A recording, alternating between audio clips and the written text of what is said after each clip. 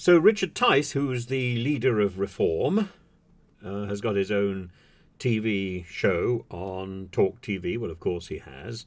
And he was asking Trevor Kavanagh if he'd seen anything like the letter which Nadine Dorries had printed in the Mail. Everything is so, I was going to say nepotistic, but I sort of overdid the use of that word the end of last week, and I think we ought to have a new word for this week. I can't think what on earth it could possibly be. But anyway, it's self-indulgent, it's self-obsessed.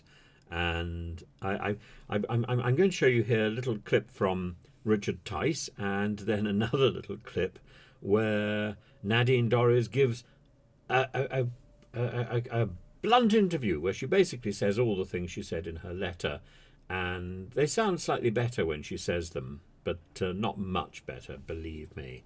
Let's have a look at what Trevor Kavanagh has got to say to Richard Tice. Have you read anything like it in your career? Hi, Richard. Well, actually, it's a blessing for us because this is the height of the silly season. Pretty precious few stories around, and this has come like a new lease of life for us in the newspaper world, and particularly political world. I think this letter will go down as like a taste of honey to the Boris supporters, all those who are fervent Brexiteers and die in a ditch allies of the former Prime Minister, as indeed Nadine Dorries is. Others, I think, will see it in a different light, and these are the two contrasting sides of the modern Conservative Party. I think there will be people who will regard this as a betrayal, not just of the serving Prime Minister, who is, after all, a Conservative MP and a Brexiteer, but also of the people who are still struggling to hold on to their seats in the next general election, those Tory MPs that will feel that that this has damaged their chances quite a lot. And also, quite a few of her constituents will feel that this long, drawn-out resignation saga should have been brought to a close much sooner, indeed at the moment that she announced that she planned to go. That's right. I mean, many will see it as, whilst they might agree with some of the comments in it, they will say, well, it's rather petulant.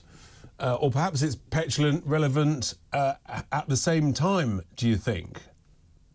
Well, it is. I mean, there's no doubt that there's an awful lot of personal bile in this and personal references to Rishi and his smile and his Savile Row suits and so on. These are not the sort of cool, calm, collected thoughts of someone who is talking about politics. This is deeply and bitterly personal. And some of it has to be, I'm sure, and people will certainly believe it is, because of the fact that she was denied the peerage that she was promised by Boris Johnson, for whom she is, of course, probably the most outspoken supporter up until recently, up until now, as a Member of Parliament. And this is what the lady says herself. This is what she has been saying. And I suppose, really, Nadine Dorries is going to do exactly what Anne Widdecombe does. She's going to appear on her own television station, either fronting her own programme or simply doing the round of people fronting programmes for Talk TV, GB News, Talk TV, GB News. She's in her own little echo chamber. Let's hear how she defends herself. I suppose the obvious question to ask you, given your resignation... Let me get straight to it. I suppose the obvious question to ask you, given your resignation and you've now formally resigned as an MP, is why now, and what's changed between June, when you announced your intention to go, and now? So I actually told the Cabinet Secretary, Simon Case, back in July 22, over a year ago, that I was leaving. And there were a number of conversations around my exit and how that would happen, because obviously the party did not want a by-election. And just things happened, Nick. There have been a number of things that I've been juggling. And one of those issues has been that my colleagues, both in the Cabinet, recently in the Cabinet at the time, Cabinet ministers today, backbenchers, even people in my own association, my local association party, were actually imploring me not to go because they felt the most damaging thing that could happen Names? would be because they felt the most damaging thing that could happen would be if a seat like mine was lost in a by-election. And the reason why that is if my seat is lost in a by-election, it will be the biggest defeat in a by-election in living history. So there was a lot of pressure on me, a huge amount of pressure not to go. And also I wanted to, because of the actions of Rishi Sunak since he became Prime Minister and various things that happened around my exit, I wanted to get a paper trail together about the conversations which took place. And I got the results for that paper trail recently. Unfortunately, the most important one was issued to me classified as an officially sensitive document, which means I can't share it. But can I ask, on that point, is that around the peerage, Nadine, and their refusal to give you a peerage? There was no refusal. I mean, Nick, there's more to come out about that. And I don't really want to, because that's gone. I really don't want to talk about it because it's gone. It's over. It's past. There are things that I'm moving on to now. But there was also the situation that I was absolutely shocked to see that Rishi Sunak over the summer, even knowing that a by-election couldn't be called because a writ couldn't be moved, kind of opened up the conversation, which whipped up a public frenzy, which has actually endangered my own safety over the past week. You've been receiving threats? Yeah. So the police have been to my home. The last contact with the police was 2 days ago, another contact from them. And it came to a point where, I just thought, right, this has got to end now. And so much that's untrue and so much that's been misrepresented is being put out there that I felt I had to kind of like...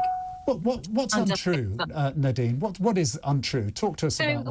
What was untrue was that I was neglecting my constituents. I love my constituency and my former constituency and constituents. And, you know what it's like, Nick, because you've been an MP. I've got a team of 4 caseworkers who've been working very hard over the summer, as have I. And that's where most of the work actually takes place. And to be criticised for not being in Parliament when it has been an absolute zombie Parliament for the last 12 months, I just felt was a bit rich. The problem is if you're doing something as a constituency MP, people see you have a campaign, you go to open fetes, you're a public figure. And if she were doing so much work in her constituency, her constituents would have noticed. They wouldn't be complaining and asking her to make good her promise to resign. She says this is because these are lefty councils, but I just don't believe that.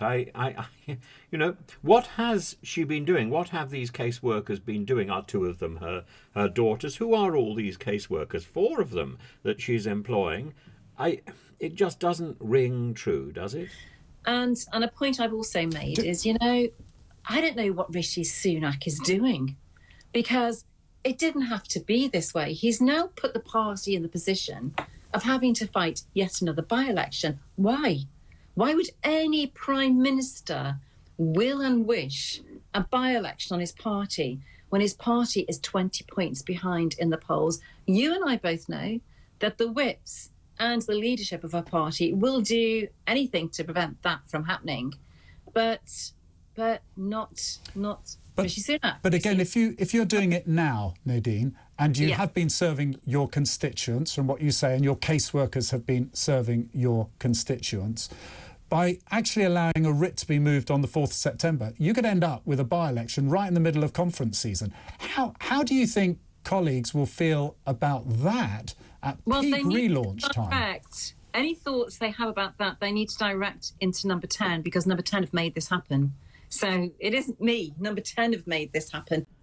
In other words, it's not me, it's Rishi Sunak, not my fault, his fault. And, oh, by the way, I've got a book coming out at the same time. I also was aware that this might not be a good thing to happen on the 1st anniversary of Rishi Sunak becoming Prime Minister in October. If I didn't know any better, I would think she's rehearsing all the threats she made in the first place. I will resign on the 1st anniversary of your election. I will resign during the conference season. I will cause another by-election and make it uncomfortable for you. Just watch out. Just push me too much, Rishi. And Rishi says, go ahead, make my day. And all of those things, were in the back of my mind. By-elections, not good for the party, 20 points behind. It will be the worst by-election defeat in living history if it takes place. Constant messages from my peers saying, please don't do this. You will damage MPs in marginal seats. Please don't do it. The first anniversary of Rishi coming to power, conference, all of these things were at play. And yet the entire summer, Rishi Sunak has been asking for me to go. So if any of my colleagues are angry, they really need to look to number 10 and ask them, what the hell are you doing? Why have you done this?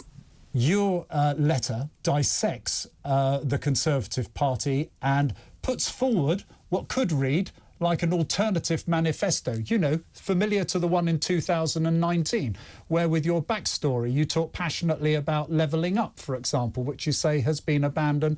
You talk about the tax burden.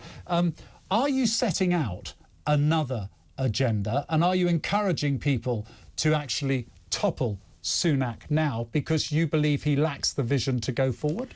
Now listen to this, because she doesn't deny it. She doesn't deny that she wants to get rid of Rishi and put somebody else in his place, in the same way as she will not completely confirm she's committed to voting Conservative next time round and not going to reform or whatever else What it I is. actually highlighted, I'm quite cross with myself because that letter was 1,800 words long. It could have been 3,000 words long. It's much harder to write something short than to write something that just waffles on and on. In the litany of failures that have taken place in the last year, I didn't list the abandonment of house building targets or leaseholder reforms, or there were so many things that are just literally been kicked into the long grass since Rishi took power. As we know, these things were not literally kicked into the long grass. Oh, there's some housing reform. Let's literally kick that into the long grass. Oh, for goodness sake, you're supposed to be a novelist. Learn the difference between literal and metaphorical. What I highlighted was basically Boris Johnson's manifesto of 2019. That's what people went out and voted for. That's what they went out and they voted for Boris Johnson, who, as I said, has that X factor like Margaret Thatcher did and Tony Blair did. They went out and they voted first for Boris Johnson, and then they voted for his manifesto, which was visionary and which got stuff done and made things happen. Now, what slowed that vision from being delivered down was 2 years of COVID. But, we were about to launch social care reform the week he was removed from office. That was a massive reform. And Rishi Sunak scrapped it. It would only have cost £1 billion for 23-24 and £2 billion for 24-25. OK. Up in the ocean. Your litany of criticisms, and many Conservatives will identify with those, by the way, but they are a litany of charges. Let me ask you directly, can the Tories win the next election with Rishi Sunak as leader? This is one of those points in Strictly Come Dancing, or one of these reality TV shows of which Nadine would know, where the lights are flashing and bom, bom, bom, bom, bom, and you're seeing which way the dice is going to roll. I have to say my answer to that question is... Tell us, Nadine, tell us. What does the oracle say? What is our future? Ah! Bom, bom, bom, bom, bom. No, I don't think so. I think it's very, very unlikely. And would you vote for Rishi Sunak's Conservatives at the next election? You're asking me a question I don't want to answer. But I'll tell you what I will say. The person standing in my place in Mid-Bedfordshire, Festus, is a fantastic guy. And I would urge the people of Mid-Bedfordshire to forget about anything to do with party politics at the moment, because it's a mess and the Conservative Party is broken. But what they need is somebody who, the one thing my constituents have, if you like, supported me in, and they've proven that by my majority gain from 8,000 to 25,000 over 5 elections. The one thing they've supported me in and they've appreciated is the fact that I have been very outspoken, and that's what the people of Mid-Bedfordshire like and they want. And in Festus, they have someone who has the hugest heart, who has the most amazing personality. He's good through his soul. He has a track record proven. OK. Crime Commission. We're not in by-election territory, so I don't have to read out a list of other candidates yet. But let me just bring it back. I've been talking about this on air, and I've had lots of messages, some for support, some, as you would expect, that, you know, you do polarise opinion, not so supporting. Let me ask you this charge that's... Are you surprised? I'm a working-class woman in the Conservative Party. Are you surprised I've had it my entire political life? If I was a man, I'd be, you know, powerful and assertive. And, you know, because I'm a woman, blonde, working class, Tory, I'm always going to... Sorry, it's not your gender, it's not your party, it's your manner. And I know there are lots of people who think that all Tories are nasty. No. I know very nice Tories. I know very nice Labour people. I know very nice people across the whole spectrum of politics. But I'm afraid this nastiness, this spitefulness, and this is so evident at the moment, that's the problem, Nadine, and the laziness. Consistent charge you find in Rishi Sunak's government that you pointed to under David Cameron and George Osborne, famous for that remark. I think it was, too posh git to understand the price of a loaf of bread. Do you think that is, the party hasn't changed since then? So my comment was two posh boys who don't know the price of milk, which is very true. Sorry. And you know, what I will always do is when people like that try to take over my party, when people like that do take over the party by means which are not always entirely above criticism and maybe at times lacking in scruple, I will always call that out. Always. Okay, but David Cameron and George Osborne, and I've done it now with Rishi Sunak. And as long as I have breath in my body, I'll do with anybody who tries to dominate the Conservative Party, which is a party of membership. So you are loyal to the Conservative Party's ideals, but not to where it is at the moment or the leadership at the moment. That's a fair summary, I think. I hope I'm not putting words in your mouth. Too quick. Yeah. Let me carry on with a couple of questions, if I may. Some of the critics that have been coming in that are saying that this letter is so angry. This is all about you not getting a peerage. Do you not want a peerage anymore? It's not even angry. You know, this is the thing, again, the misogyny. If a man had written that letter, they wouldn't be calling it angry. It's because... It's got nothing to do with gender. It's about content, and it's about incoherent sentences. It's about structure. It's about rambling. But it's a woman who's written that letter. And I think it's a factual letter that lays out, and, you know, tell me a point in that letter. The one thing people are saying, the critics, is they criticise me. They come out with the misogyny and the sexism, and then they say, but I can't disagree with a word in the letter. So, you know, if you want to criticise what I've said point by point and say, well, this point isn't actually right on levelling up, or it isn't actually right on social care reform, then please do that. But it isn't an angry letter, it's a factual letter. Well, simply for time reasons only, and I'm really grateful for your time, what next? You're a brilliant best-selling author. You're doing very well in that score. If the House of Lords is closed to you, you don't sound like someone who's out of politics. Will you, for example, actually go one step further? Would you join, for example, Reform Party? Oh, God. You're throwing questions at me. Do you know what? I've got a 2-year-old's birthday party today, my granddaughter. I don't even... Honestly, the letter went off and it's my granddaughter's birthday. That's what I've been doing today. Don't even think about things like that at the moment. There's only one party that she should have been talking about, and that's the party with her 2-year-old grandson. The other party, she's left it. The 2-year-old birthday party is the one that commands affection, is the one that speaks of vulnerability, is the one that speaks of her future career, and that's the one she should have emphasised, if only someone wise could have advised her, or she could have listened to somebody with wisdom. Instead, she's listened to herself. Madness, madness, madness, because she has all the answers there, all the answers available.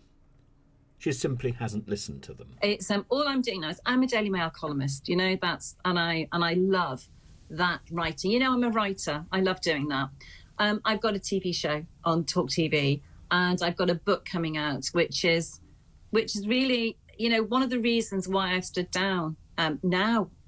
And In that book, I've been researching that book, and there's been some alarming revelations. in that book, which you've teased us with, talking about a cabal of individuals and you make a very strong democratic point that basically we've lost 4 prime ministers without actually the electorate getting rid of them, and a legitimate point. Will you be able to name names in that book? Because I reckon I could throw a few at you, but I probably won't. No, absolutely, yeah. You will. Keep on it. They're named and shamed, yeah. And yet, who is going to buy her book? Not the Conservative Party. She's just irritated almost everyone in the Conservative Party. Journalists will have their free copies, so they won't have to buy it.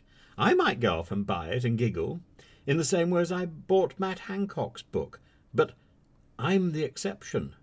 There's not going to be very many people who are going to go and buy Nadine Dorries' book because they're longing for a giggle on the loo. Well, maybe a few. Maybe a few. I want the hardback.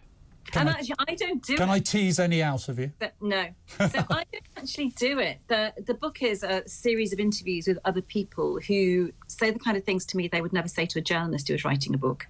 So it's a very different kind of book, and it's going to be quite alarming to the Conservative membership, I think, but it's one that has to be written.